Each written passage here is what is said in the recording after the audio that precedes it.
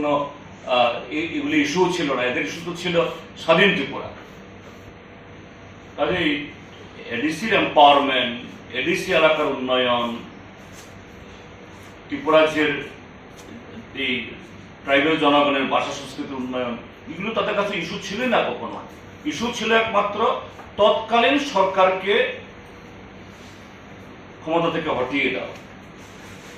পরোক্ষে বা প্রত্যক্ষভাবে তারা এই যারা আজকের শাসক দল তাদেরকে সাহায্য করেছে, আজকে তার পুরস্কার তারা দিচ্ছে। সেকেন্ড কোশ্চেনটা হচ্ছে যে এক দেশ এক নির্বাচন হয়ে যাওয়ার পরে এই প্রথম কেউ বলতেন তখন যে নির্বাচনের ক্ষেত্রে খরচা অনেক কম হয়ে যাবে কারোর দাবি। এই প্রথম হরিয়ানা নির্বাচনে আমরা যদি সোশ্যাল মিডিয়াতে দেখেছি এবং সেটা সম্পর্কে আমাদের কোনো পরীক্ষা নিরীক্ষা হয়নি, আমরা তার সত্যতাও যাচাই করিনি। সেটার পরিপ্রেক্ষিতে জিজ্ঞেস করি, হরিয়ানা নির্বাচনে ক্ষমতাসীন দলের একজন বিক্ষুব্ধ প্রার্থী তিনি 100 কোটি টাকা ত্রিপুরায় এসেছে, এই প্রসঙ্গে সমালোচনার সুরে আসছে ত্রিপুরা রাজ্যের একজন প্রাক্তন মুখ্যমন্ত্রীর। এই প্রথম ভারতবর্ষের অন্যান্য রাজ্যে এই টিকিট বিক্রি অর্থাৎ সদস্যপদ পাওয়ার ক্ষেত্রে, বিধানসভা নির্বাচনে নমিনেশন পাওয়ার ক্ষেত্রে টিকিট বিক্রির টাকা ত্রিপুরা রাজ্যে এই প্রথম আসছে। এতে কি ত্রিপুরা রাজ্যের নির্বাচনী বা রাজনৈতিক পরিবেশ অগ্রগতি লাভ করলো বলে আপনি মনে করেন? না, এটা দেখুন, এই যে যেটা বললেন আপনি, নাম বলেননি, বিপ্লব কুমার দেব, আমাদের মহামান্য প্রাক্তন মুখ্যমন্ত্রী এবং ত্রিপুরার যে বর্তমান লোকসভার সাংসদ, তার নামে আসছে। আমিও ভিডিও দেখেছি, কিন্তু আমারও যাচাই করার কোনো সুযোগ হয়নি, ফ্যাক্ট চেক আমি করিনি, দেখেছি। তো এখন যে প্রশ্নটা আসছে আপনি প্রশ্ন করার পর, কেজরিওয়াল এবং এই যে হেমন্ত সোরেন,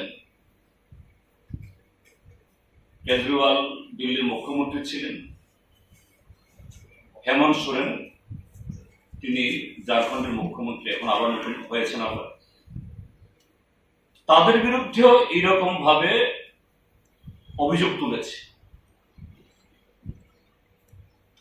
প্রমাণ ইত্যাদি দিতে পারেনি, করতে পারেনি, এখনো না। সেই অভিযোগের ভিত্তিতে কেজরিওয়ালকে জেলে ঢোকানো হয়েছে, হেমন্ত সোরেনকেও জেলে ঢোকানো হয়েছে। তার বিরুদ্ধে ইডি, সিবিআই, ইনকাম ট্যাক্স লেগেছে। আপনার এই বক্তব্যের প্রেক্ষিতে আমার বক্তব্য থাকবে, হ্যাঁ, বিপ্লব কুমার দেব 100 কোটি টাকা পেয়ে গেছে, তার কোথাও দিতে হয়েছে, আমি এই কথা বলবো না, এটা আমার বলার ইয়ে নেই। কিন্তু এটা গুরুতর অভিযোগ, বিপ্লব দেবের বিরুদ্ধে কেন ইডি, সিবিআই, ইনকাম ট্যাক্স লাগবে? এবং এই কথাটা বলার পেছনে একটু যে কি বলে না, এটা প্রাইমা ফেসি একটা সন্দেহ তৈরি হয়। এই যে কদিন আগে যোগী আদিত্যনাথ এসেছিলেন একটা মন্দির উদ্বোধন করার জন্য,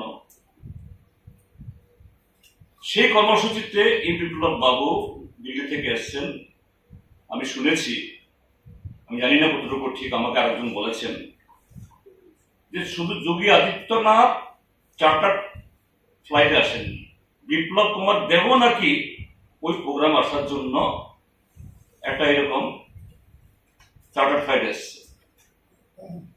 দিল্লি থেকে তো মানে আসার জন্য, ওই দিন আমিও এসছি দিল্লি থেকে,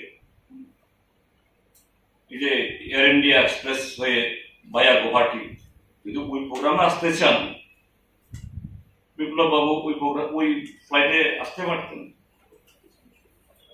বা আগের দিন আসতে পারতেন, কিন্তু কি। এবং দেখলাম সেই বরকাঠালের প্রোগ্রাম বিপ্লব বাবুকে বক্তৃতাও করতে দেওয়া হয়, কিন্তু চার্টার ফ্লাইটে আসলেন। তাইলে এটার সাথে কোনো না কোনো একটা সম্পর্ক বোধহয় একটা মনে হচ্ছে, বা ওরে বাবা এত টাকা পাচ্ছে করতে। বিজেপি দল নিশ্চয়ই যে তাদের মানে উত্তরপ্রদেশের মুখ্যমন্ত্রী, ত্রিপুরার মুখ্যমন্ত্রী আছেন, সেই প্রোগ্রামে পাঠানোর জন্য বিজেপি দল তার তহবিল থেকে এরকম ভাবে ফ্লাইট ভাড়া করবেন না। তবে আমি ফ্লাইট নিজে দেখিনি, আমাকে অনেকে বলেছেন এরকম তিনি নাকি এরকম একটা ফ্লাইট এসেছেন, এটা আপনারা ভালো জানেন, যদি ঘটনা ঠিক হয়।